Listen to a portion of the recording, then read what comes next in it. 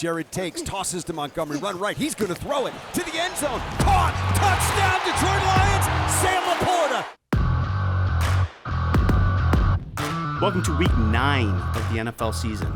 Week 9. Week 9, can't believe it. This is the Twentyman the Huddle podcast. I am Tim Twentyman, your host, and I am joined by Nolan Bianchi, who is the newly number one beat writer for the Detroit News. Congratulations on that. How's it going so far? It's going well. You just mentioned week 9. Like, I can't believe that we're that far already. It feels like all summer I was, waiting for it just to get started, and then all of a sudden I'm like, oh crap, it's halfway over. The halfway point of the season, and obviously the Detroit Lions are playing some really good football right now, number one seed. And look, it's a huge matchup this week. This is, early control of the NFC North. The Packers are 6-2, Lions are 6-1.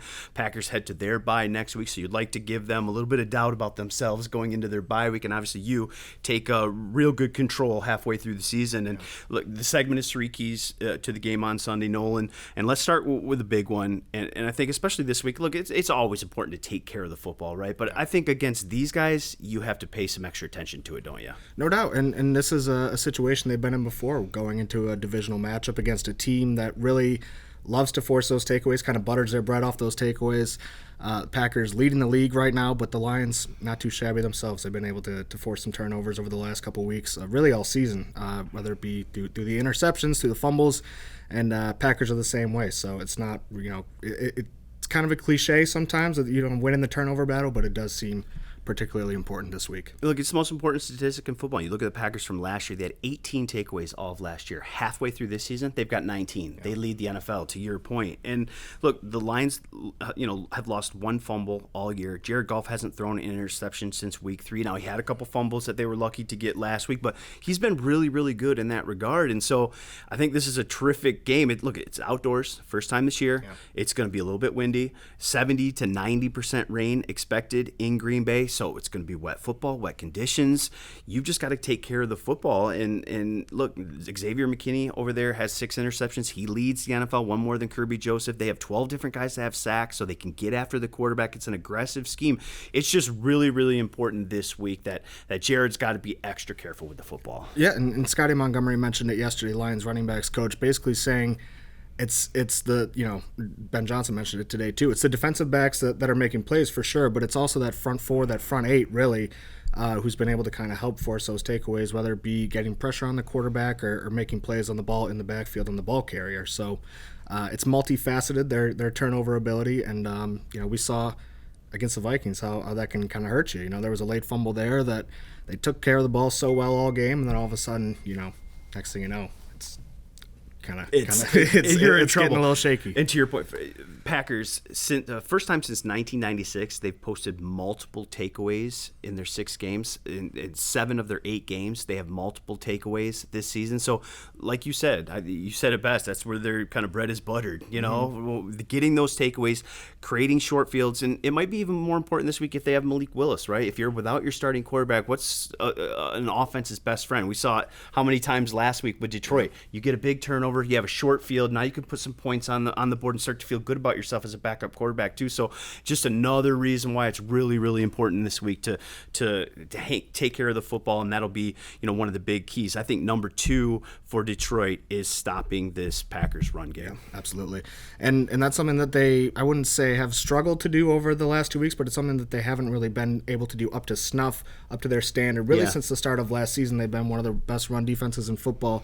The Packers are averaging 224 yards per game on the ground in games where Malik Willis is starting, and wow. I believe over the last 2 weeks it's been the Lions have allowed somewhere around 145 a game. Obviously, we've talked about how these injuries up front have impacted the pass rush, but it does seem to some degree that it might have a little bit of effect on the run defense as well. Yeah, 100%. Packers 1,255 rushing yards. That's the most through 8 games since 1963 for them. And that's a football team that's been pretty well known for running the football. Obviously, they got Brett Favre and Aaron Rodgers and passing, but they've been a balanced football team over the years. And to have those kind of numbers, I think just Josh Jacobs has been a terrific addition for them. 674 yards in the first half of games, second behind only Washington. So look, they like to establish it, they get it going, and then now you've got to adjust as a defense. Now they've got those weapons on the outside with Jordan Love and even Malik Willis. We saw it last week with Jordan Reed and some of the weapons they got on the outside with Watson. You've got to start sucking up a little bit. You've got to start concerning yourself with Josh Jacobs and how they're gaining ground, and then they'll go over the top for you. So look, if you stop it right away, you force Malik Willis to beat you with his arm, and look, he can do it with his legs too. But look, if Malik Willis starts this game in the rain and you can stop the run and you force him to make a whole bunch of passes and he completes them and he beats you through the air, you tip your cap and you say, good job. Absolutely. We'll go on to the next one. We'll see you later in the season. We hope we get you into Detroit. But to me, that's got to be the goal going in, right? Yeah, no, absolutely. And I guess with the two starts that he made, like I said, they really relied on that run. He did a little bit of passing in the second game, more so than the first game. But, I mean, if you can go on the road and silence that crowd and kind of get the momentum on your side, I think that'll be a big way to kind of, get off to the right foot in a big road game. Because to what we talked about on the first point, too, the 15 takeaways for Detroit, that's second most. Yep. And so you get them into a passing mode. You get them into, down 2 scores. You stop that run early. You made plays. Now they've got to come from behind. That's not how they're built with Malik Willis. That's not their style of play. Right. They want to run the football, to your point, over 200 a game. Yeah, and then, if you get into a position where your defense is able to dictate that game despite all the injuries, despite the fact that, like Campbell has talked about, they've had to manufacture that pressure. That's a good place to be. Yeah. And third key for me, it's a little unorthodox. You can obviously talk about turnovers, run game, but to me, it's taking advantage of opportunities. Yep. And why I wanted this one, Nolan, is because what did Dan say about what his expectation is for this game, about the fourth quarter? He said it was going to come down to what? Yep, it's going to come down to whoever, probably one mistake. Probably one mistake is going to decide this game. And again, that's something we saw in the game against the Vikings a couple weeks ago, where that one mistake in the fourth quarter almost cost them that game. But, this team is resilient. They've proven that. And they've also proven that they can take advantage of those opportunities. They're 9 for 11 in the red zone over their last 3 games. They, 3 of the 4 turnovers they forced last week against the Titans turned into touchdowns. And they've just really put on a masterclass of complementary football, and I think that kind of lends itself to that. So it's taking advantage of those opportunities. When I look, defensively, the Packers have 12 giveaways. That's 8th most in the NFL. 9 interceptions, yep. 3rd most in the NFL. They want to push the ball down the field and get it to those weapons, but they're going to give you opportunities to make plays because of it. So take advantage. When they underthrow a ball, or when Kerby does see it, makes a break on it, take advantage of that. Take them. When those takeaways are there, they're going to give you a couple. I think there's going to be 2 or 3 chances for an interception for Kerby Bryant. Maybe we see our first cornerback interception this week. It's been a while. And just, look, they got 3 fumbles. Malik has 3 fumbles lost, I think. So, the red zone, they're 50%. They're 25th in the red zone, so they don't score a ton in the red zone. So get them in the red zone. Make sure you get a field goal. Right, take advantage of taking those 4 points off the field. And then when you look at the Packers allowed 26 passes of 20+ yards offensively. They're going to give you some chances to make some big plays. So it's just, to me, like a key when it's going to be a close game, when your head coach expects it to be a close game, one play here or there.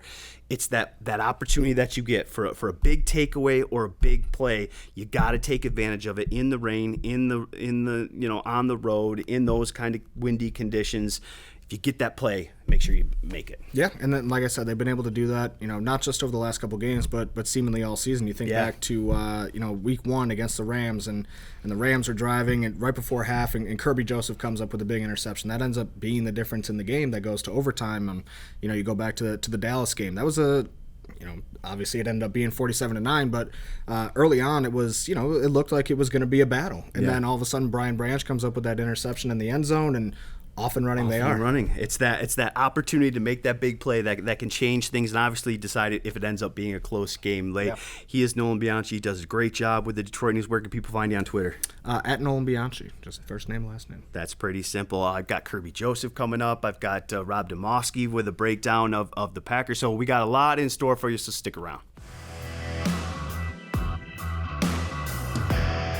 Welcome back to the Twentyman Huddle podcast. I am with someone now who really doesn't need any introduction. He is a very close friend to the podcast. I think it's his third time on now. 38 tackles, 7 passes defended, 5 interceptions on the season, which is the second most in the NFL behind only Xavier McKinney. He's the first Lions player since Yale Larry in 1962 to have 5 interceptions in his first 7 games. 13 interceptions since entering the league in 2022, second most over that time span. You, of course, know who I'm talking about. It's Kerby Joseph, Lions safety, and a guy who's on his way to Pro Bowl All-Pro status. Kerb, thanks for joining the podcast. What up, though? You know what I'm saying? Appreciate you for having me. Just want to thank God for allowing me to come out, every day, use my talents to the best of my ability, and I'm just so happy to be here. I'm happy to have you because, you are playing some really good football right now. 5 interceptions through 7 games. You're just seeing it. Just how much are you enjoying being part of this secondary, being part of this defense right now? And it's filled with a bunch of guys that are playmakers, and you're a big part of that. I feel like it's just everything. Like, I love, coming out and playing football with the guys, man. Like, it's just everything we talked about, way back in, training camp. So just seeing our dream come true, just knowing what we got to do, being in the right spots, and everybody just making plays. Like, I really feel like I couldn't make none of these plays without my teammates. Like, they just uplift me so well, and them doing their job just allows me to do my job and allows me to make plays. You got Carlton Davis comes in, a veteran guy who's been doing it at a high level for a long time. Terrian is really settling in now with some games under his belt. Obviously, Brian goes to safety. Amik, you saw what he did last week, punching guys out. You've got a good mix of veteran guys, some young guys, and really now that you've had some time on task, has that really been the biggest thing in training camp? You guys, there were some injuries, you didn't get to play a lot together. Now that you've consistently played with each other, is this one of the best secondaries in the NFL in your opinion? Oh yeah, for sure. We the 50 boys, man. Ain't nobody better than us, man. I just feel like we didn't practice as much together as a whole in OTAs, but that doesn't mean we wasn't together off the field. I feel like we built that chemistry off the field. Just allows us to come on the field and just allow that chemistry to work. How important is that to be a group of guys that likes hanging with each other off the field as well as on it? I feel like it's a huge help because we're a brotherhood, You have to be able to trust that your brother's going to do his job and be in the right spot.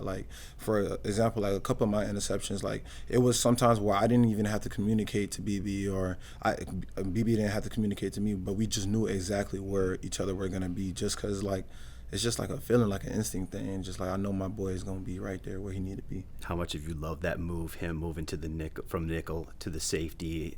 You guys right now, 9 interceptions together. Kerb, I think that's more than 27 teams. Just you two. Interceptions more than team totals. How much have you loved that combination right there? And how much has it made you a better player?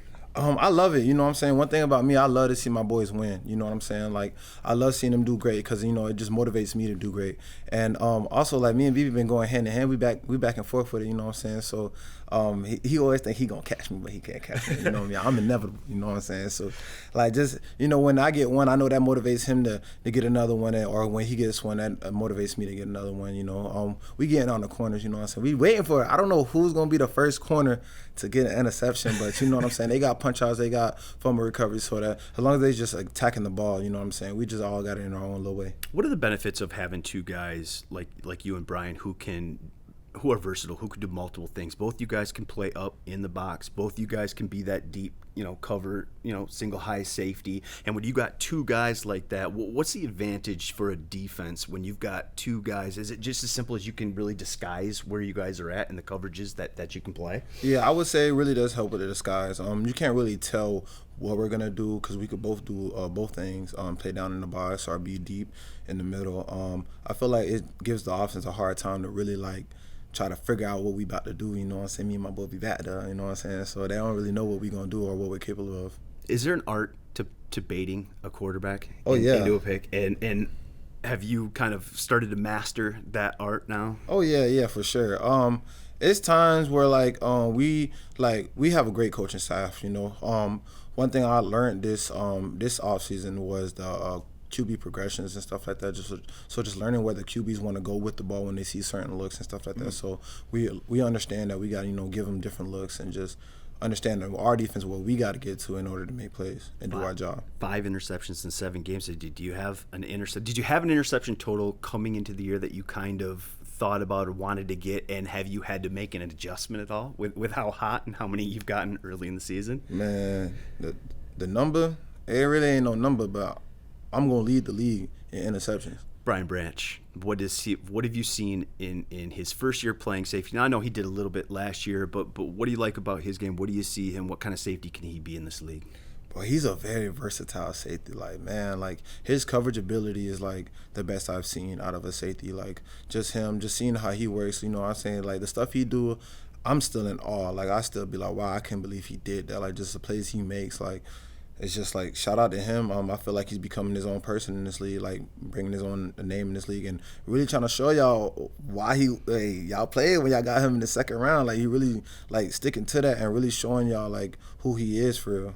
How much you looking forward to this matchup, first place matchup in Week 9 at Lambeau Field against a Green Bay team? Now look, they've got 12 giveaways on the year. There's going to be some opportunities there, but what do you think of this matchup? How fun is it going and playing the Packers Week 9 for a game?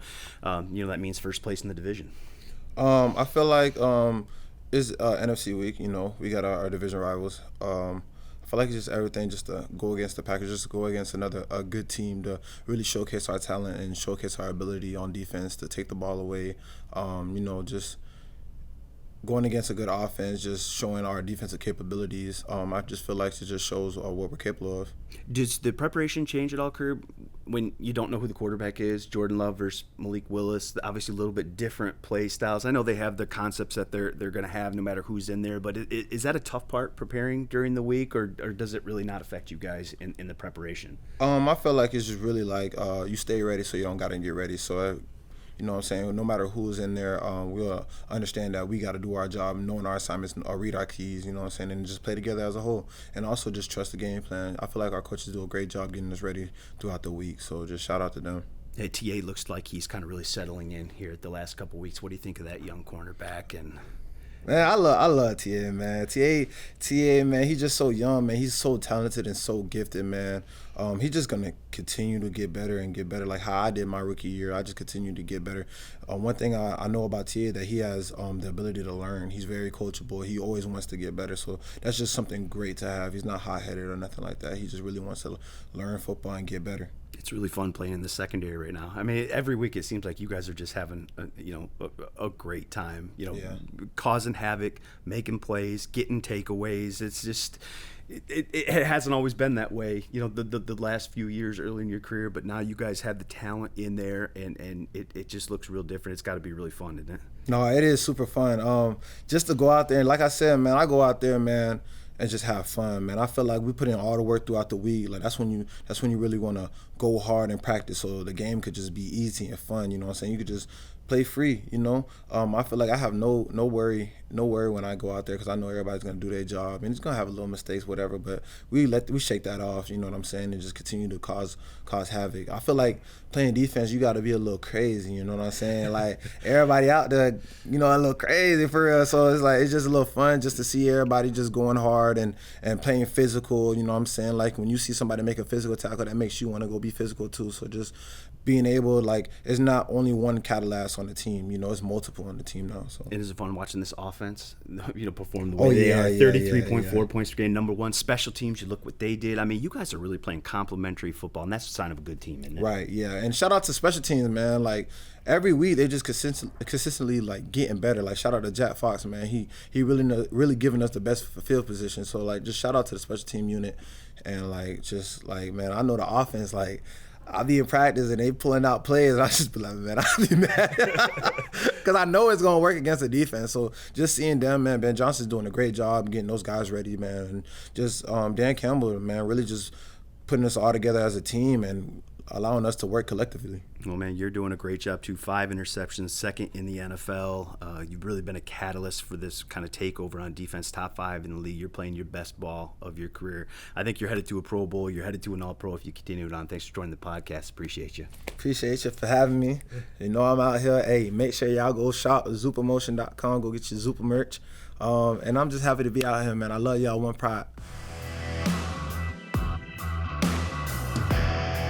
Welcome back to the Twenty in the Huddle podcast, and let's go out west a little bit. Let's go over to Green Bay. Rob Demovsky does a great job for ESPN, the ESPN NFL Nation Packers reporter. He is the guy to go to if you need any Packers news. Rob, thanks for taking the time. I appreciate it. You had a great ESPN stat there when we were chatting before that this is a pretty nice matchup Week 9 for the Lions and Packers, isn't it? Yeah, it's been a long time, Tim, since these teams met and both teams had this good of a record this late in the season. It's been a while.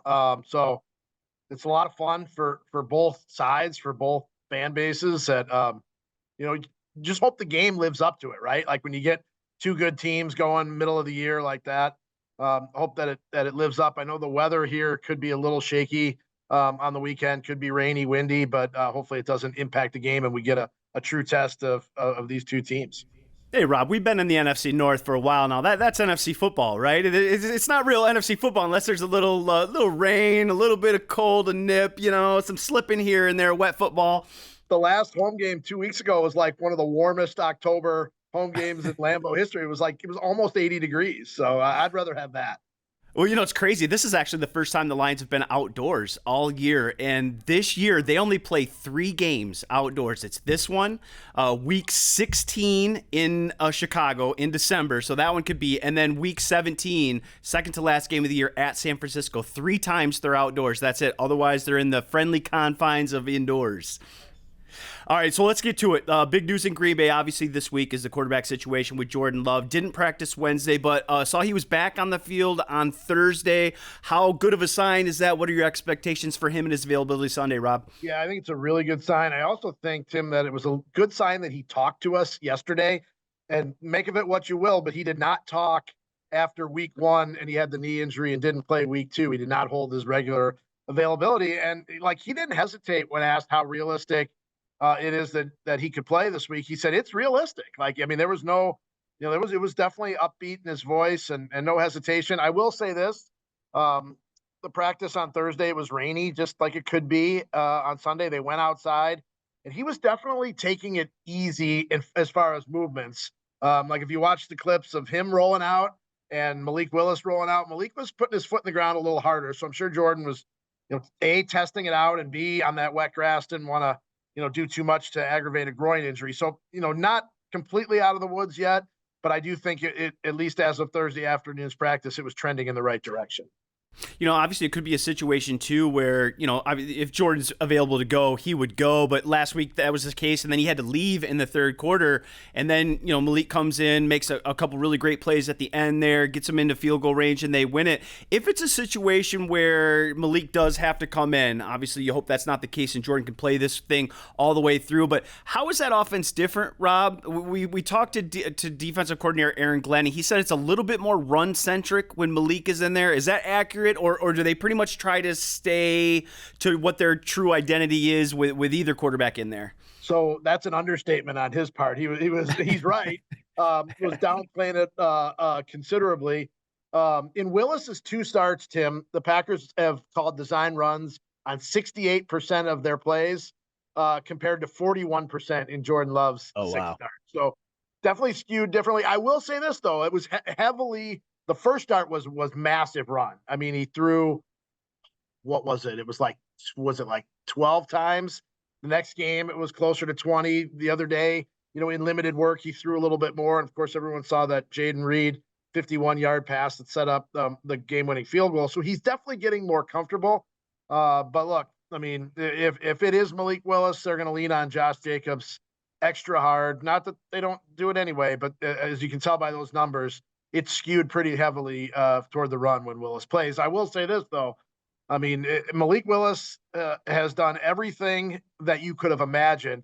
He won 2 starts. Now, he did get the weeks to prepare in practice for those, so maybe a little bit easier. But then he came in with no practice reps last week because the number 2 quarterback here just doesn't get any to all scout teams reps and did what he did. He led several scoring drives in relief. So this might be, depending on how the season goes, Malik Willis might be a guy who's considered to save their season, and it might be one of the all-time great trades for a 7th-round pick. What team wouldn't give up a 7th-round pick for basically 3 wins? Yeah, he's been terrific, and that's all you can ask of your backup quarterback, right? Just come I've in, never finish seen the anything game. like it. I Get really us a haven't. win here or there. Yeah, and to get two of them and save another one, it's been terrific. But you mentioned that run game and Josh Jacobs, and he's been terrific for them. I saw statistics 1,255 rushing yards. They haven't had that most through 8 games in the season since 1963. I mean, there's a lot of Packer history there. That really has been. You talk about good additions. That's been one. He just seems to fit that offense so well, doesn't he, Rob? Yeah, and I think he's been everything that they could have hoped for, not just from a production standpoint, but from a durability standpoint. I mean, Aaron Jones, as terrific as he was, missed games, and Aaron Jones has already missed a game this year. Josh Jacobs did get dinged up at the very, very end of the game in Jacksonville, but basically played the whole game, had 127 yards, one of his best games, 2 touchdowns, and he was practicing again on Thursday, so. It looks like the workhorse that he is, the durability will show through again, and expect him to play this week. But that was really the biggest thing that they wanted out of the running back position. Obviously, they wanted the production, but they wanted a guy that they could count on. And Aaron Jones, as great as he was starting to miss games, year after year. My fantasy team with Josh Jacobs can account for what you're saying there. He's been steady Nettie for me all year long. But hey, let's flip over to the other side of the football. And it's weird when you throw on the tape from a Detroit guy, from an NFC North guy, and you see a 4-3 base defense. I know they play a lot of sub over there, but it just something seems off. But Jeff Hafley, what he's done over there, it's really an aggressive front. I think you got 12 different guys that have recorded a sack. Obviously, the 19 takeaways lead the NFL. Just what have you seen from them, and what a great matchup this is this week against that aggressive defense that can take the ball away, and Detroit's offense that is on a tear right now, leading the league with 33.4 average points per game. Well, as the Packers were kind of slogging through the Jacksonville game on Sunday, I kept looking up at the scoreboard, and the Detroit score just kept going high. I mean, they were in the 30s, they were in the 40s, they get to 52 points, and I thought, man, how the heck are the Packers going to slow that offense down? But Jeff Hafley, he promised 2 things. He promised vision to the football and aggressiveness. And in terms of the vision of the football, you talk about the takeaways. This team only had 18 takeaways all of last year, only 7 interceptions all of last year. They're over both of those numbers. I mean, heck, Xavier McKinney he's got 6 interceptions. He's almost equaled their team total from all of last year by himself through 8 games. So he has been an incredible pickup. And then the aggressive nature of it is, and it's not necessarily blitzing in the traditional sense that they're going to send 5 or 6, but he's blitzing. I guess you could still call it a blitz, blitzing guys that don't normally rush, but it's still within the structure of a 4-man pass rush, which allows you the simple math is you still keep 7 in coverage.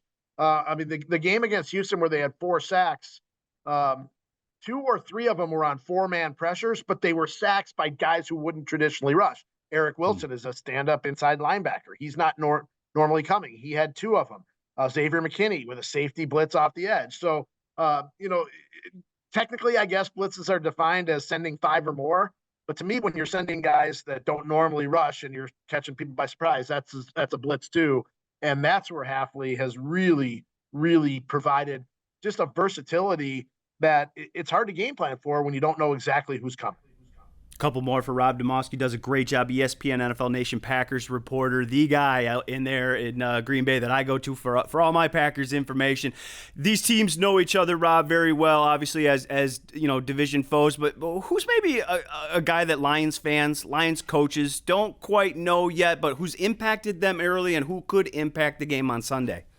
Yeah, so Edgerrin Cooper. He's a 2nd-round pick, linebacker out of Texas A&M. I mean, people should know who a 2nd-round pick is. But he made his first start on Sunday in Jacksonville and was all over the field. And he was defensive rookie of the week. Or no, was he defensive player? NFC defensive player of the week, right? Yeah. The last rookie that did that here was Clay Matthews in his rookie year in 2009. Oh, wow. Cooper he's rangy. He can tackle. In one sequence, he was in forcing a fumble on a pass rush, and then later on, not too long after, he was down the field breaking up a deep ball to a receiver, Christian Kirk. I mean, that's talking about versatility. and so number 56, I'd keep your eye on him. they're going to find ways to use him more and more. Slow start to the season, was hurt for most of training camp, but it seems like he's now kind of catching his stride a little bit, and he's a guy that is obviously new to this matchup as a rookie, but I think could be an impact player. All right, last one from me. Obviously a big matchup in Lambeau. The Lions are really excited about it, but how does Green Bay defend home turf? How do they get to 7-2, head into their bye? I think they have a bye week heading up after this, right? So you obviously want to feel good going into your bye week. You take control of the NFC North early on. How do the Packers do that? What's the biggest key in Rob Demovsky's mind to the Packers winning on Sunday? Yeah, I mean, I think they're going to have to do what we talked about earlier, Tim, and that's take the football away. They've only had one game this year where they had no takeaways. I believe that was the Houston game, I think, and they won the game at the last-second field goal. I have a piece running on ESPN.com before the game about how they've started slow offensively, and they know that a couple guys said, "Hey, we know we can't do that with a caliber of opponent like the Lions coming in. You're not, no offense to the AFC South, but."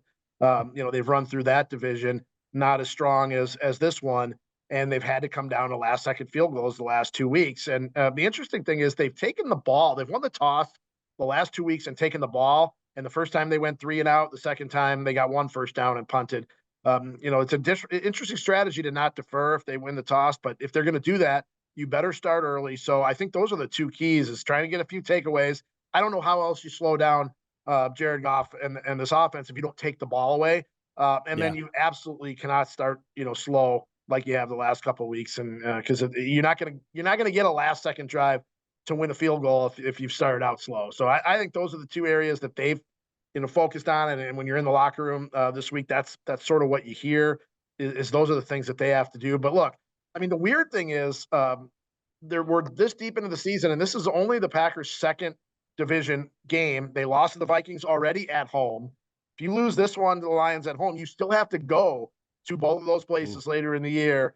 And if you want to win this division, I don't know how far behind you'd want to get.